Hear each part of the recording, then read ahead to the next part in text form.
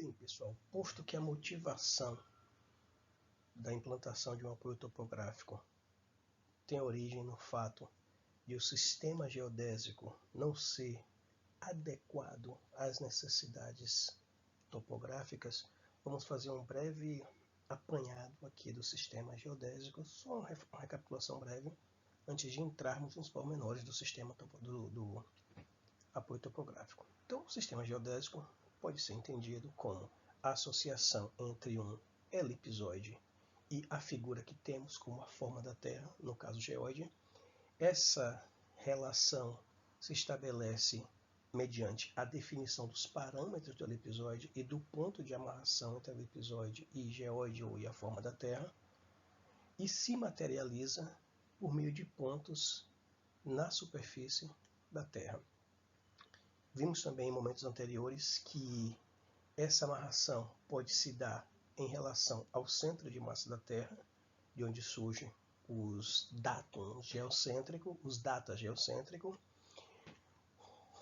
ou pode acontecer também em relação a pontos na superfície. A amarração pode se dar na superfície da Terra, de onde surgem os datas topocêntricos. Essa figura aqui ilustra o que pode ser entendido como o nosso elipsoide, um elipsoide usado no sistema geodésico brasileiro. Destaco ainda que o sistema geodésico brasileiro foi inaugurado ou estabelecido por meio do Decreto-Lei 242 de 1967. Ele é composto por duas redes independentes, uma rede altimétrica e uma rede planimétrica, e se constitui na referência para os pontos de interesse, para projetos de engenharia, projeto cartográfico, projeto topográfico dentro das fronteiras do território brasileiro. A quantidade de pontos do sistema geodésico brasileiro variou, foi aumentando ao longo do tempo. A gente tem aqui em 1947 que o nosso sistema era composto por 39 pontos aqui em Santa Catarina, todos eles implantados mediante triangulação. Em 2012, a gente tem um sistema composto por 8.330 pontos e por meios variados, ainda utilizando triangulação, mas também recorrendo a estações poligonais e uso de satélites para o estabelecimento da rede geodésica brasileira. Pois bem, pessoal, apesar da expansão da rede de pontos que constitui o sistema geodésico brasileiro, como a gente viu nas imagens anteriores, como já foi dito anteriormente, a separação entre esses pontos comumente não é adequada às finalidades topográficas. Desse modo, não são raras as vezes em que o engenheiro responsável pelo projeto tenha que conduzir ou solicitar a implantação em campo dos pontos que viabilizem tanto a elaboração do projeto como a execução da futura obra. Estes pontos são se constitui o chamado apoio topográfico. Duas questões surgem daí. Como atender a necessidade de o projeto ficar referenciado ao sistema nacional, ou seja, como garantir que se conheça com adequada precisão a localização dos elementos geométricos do projeto em relação ao sistema de coordenadas adotado no país? Como que isso será feito? A segunda questão é, como garantir suficiente controle sobre os inevitáveis erros cometidos nas operações de implantação desses novos pontos? A resposta a essas questões se dá mediante a adoção de uma rede de apoio, não do apoio topográfico, mas do apoio geodésico. Vamos lá. Pensemos nessa rede de apoio geodésico como sendo constituída por conjuntos de pontos adequadamente escolhidos nessa rede do sistema geodésico brasileiro, de modo que permitam, simultaneamente, o controle dos erros cometidos nos levantamentos realizados para a implantação dos novos pontos, bem como o referenciamento desses novos pontos em relação à rede existente. Vamos lá. O referenciamento desses novos pontos em relação aos existentes é obtido mediante o uso das coordenadas dos pontos existentes para o cálculo das coordenadas dos pontos implantados. Da mesma forma, uma vez que os novos pontos serão inseridos entre pontos para os quais as coordenadas plano retangulares e alturas, vamos pensar em coordenadas sempre dessa forma, já são conhecidas, o controle do erro se manifesta pela comparação entre os valores das coordenadas já calculadas, os valores das coordenadas calculadas para o ponto de chegada, compara esse valor com as coordenadas previamente conhecidas para esse ponto. Desse confronto surge o erro do levantamento e eu avalio se aquele erro é tolerável ou não.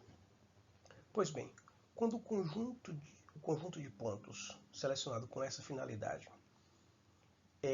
se presta a servir de referência estritamente altimétrica, tem-se então o apoio geodésico altimétrico.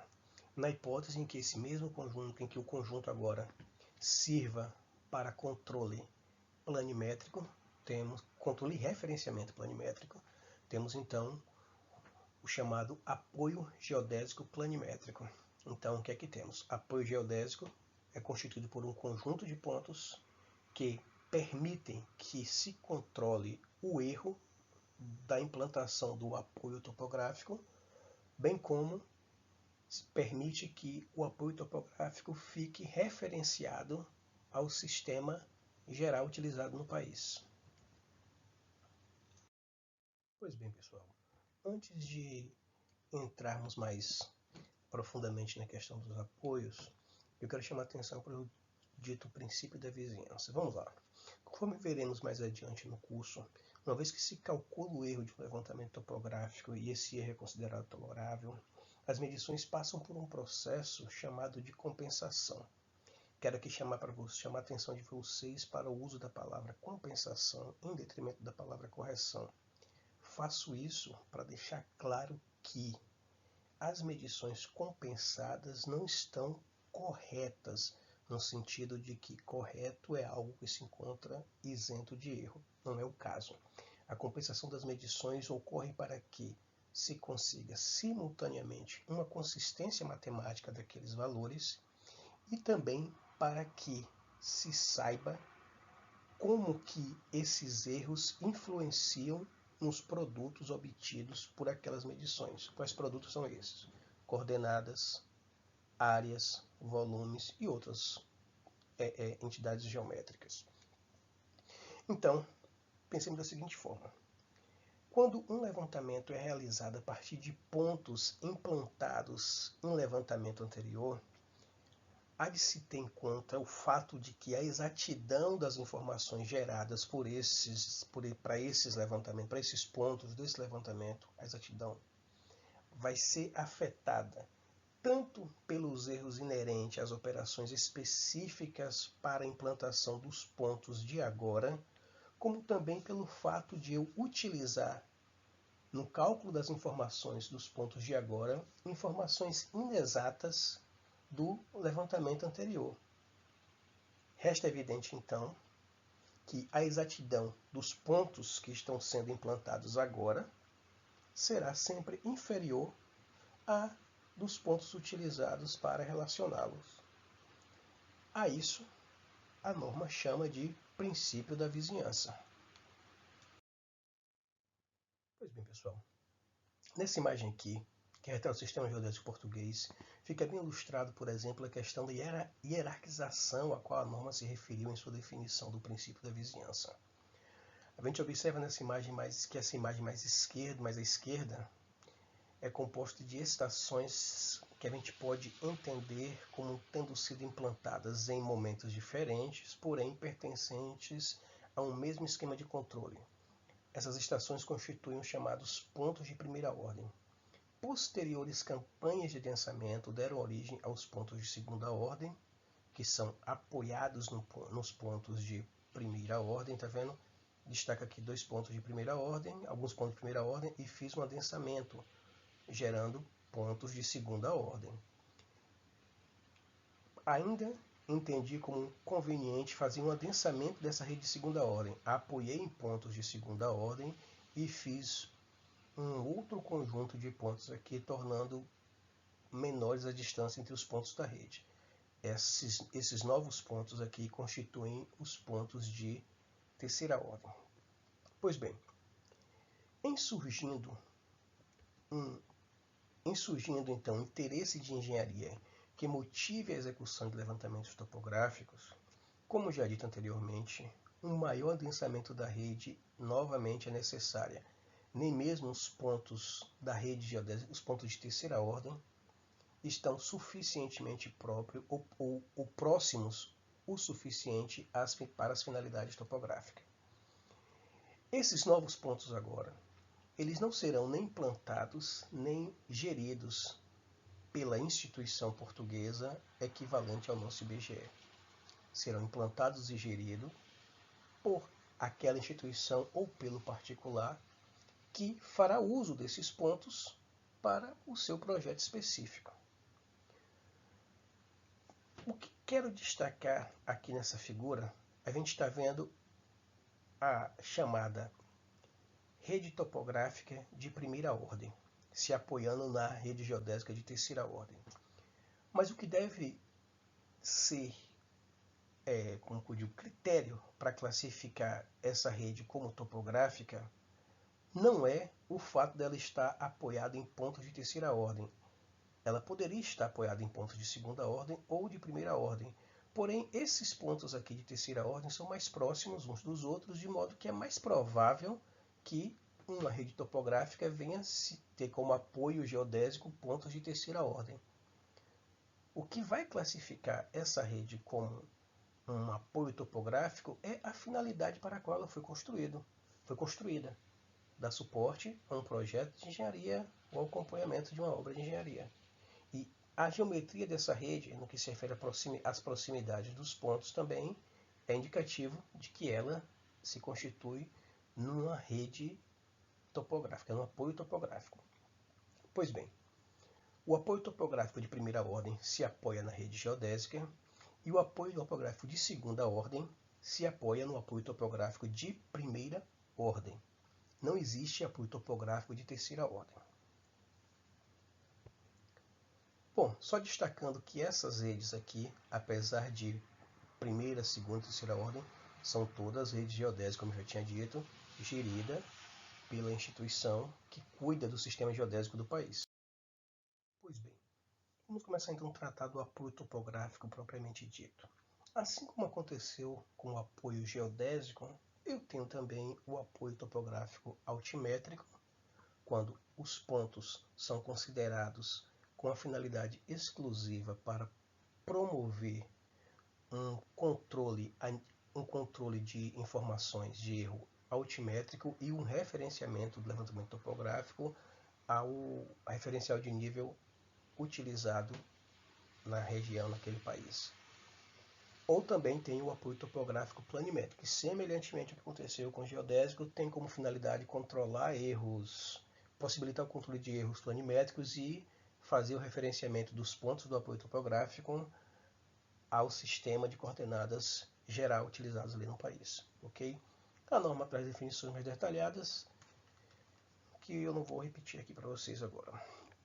Bom, ainda no que se refere ao apoio topográfico, chama atenção para dois tipos de poligonal: poligonal principal e poligonal secundária. A poligonal principal é a poligonal que determina os pontos do apoio topográfico de primeira ordem. É aquela poligonal que sai diretamente da rede geodésica promovendo um apoio topográfico. Ela implementando um apoio topográfico. Essa é a poligonal principal. Pois bem, quando eu faço o adensamento dessa rede principal, estou gerando um apoio topográfico secundário, uma poligonal secundária, na verdade. Aquela que, apoiada nos vértices da poligonal principal, determina os pontos do apoio topográfico de segunda ordem. E por fim, porém não menos importante, quero chamar a atenção de vocês ao seguinte: apoio topográfico é constituído por poligonal principal e secundária. Ok. Sigamos agora para aquela poligonal a partir da qual serão observadas serão feitas as medições das informações que são efetivamente necessárias para a implantação ou a elaboração dos projetos de engenharia. Essas informações são observadas a partir de uma poligonal dita auxiliar.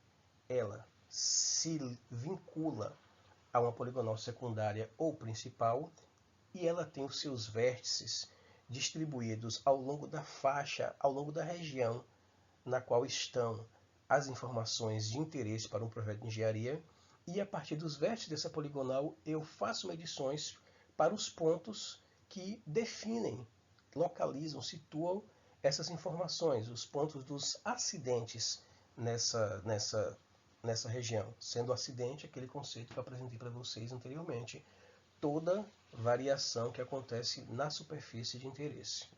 Ok?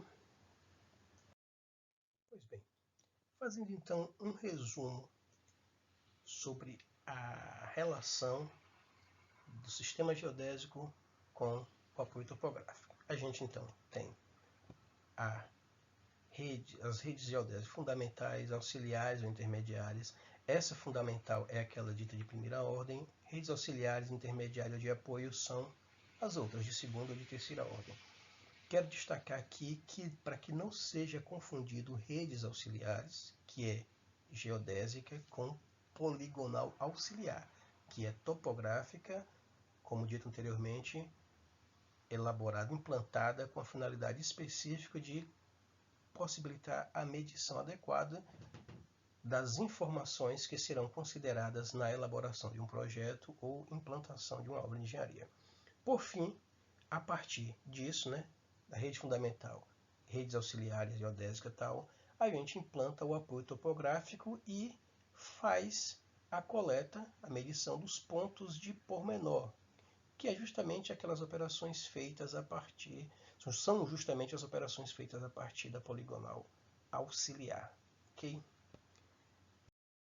Pois bem, pessoal, falando tanto de poligonal como eu falei até agora, o detalhe é que eu não apresentei ainda para vocês a definição. Tampouco a norma apresenta a definição de poligonal propriamente dita.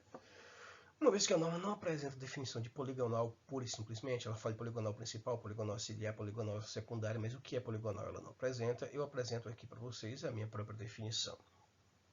Poligonais podem ser entendidas como sequência de segmentos conectados entre si, cuja representação implanta demanda medição em campo de ângulos formados entre os segmentos conectados, bem como do comprimento de cada um desses segmentos que a compõem. Os poligonais podem ser de três tipos. Vamos classificar poligonal em dois critérios. Primeira classificação geral, classificação do ponto de vista puramente geométrico e trazido geralmente nos livros. Depois temos a classificação de norma, que é feita pensando em controle. A tipificação geral, as poligonais podem ser fechadas, como essa aqui, onde se sai de um ponto e volta-se ao mesmo ponto. Então eu tenho aqui segmentos conectados e entre os quais me interessa conhecer o ângulo, tanto o ângulo que os segmentos fazem no ponto em que se conectam com o outro, como também me interessa conhecer o comprimento de cada um desses segmentos. Além de fechada, a poligonal também pode ser aberta. Ela parte de um ponto conhecido e chega a um ponto de coordenada não conhecida previamente. Temos aqui o ponto de saída e o ponto de chegada, certo? Temos aqui destacado a direção norte e um ângulo que o primeiro alinhamento da poligonal faz com essa direção. Esse ângulo formado entre a direção norte e a direção do primeiro alinhamento é o chamado azimute. Mas, na verdade, o azimute é o ângulo formado entre a direção norte e a direção de um alinhamento qualquer, certo? Bom, além das poligonais fechada e aberta, temos por fim as poligonais apoiadas. Elas diferem das poligonais abertas no fato de que elas saem de um ponto de coordenada conhecida e chegam em um ponto de coordenada também conhecida. Então eu tenho pontos de chegada, ponto de saída e ponto de chegada. Esses dois pontos aqui são chamados pontos de direção, porque permitem conhecer o ângulo definidor da direção desse alinhamento e desse alinhamento aqui. O azimute que define esses dois alinhamentos.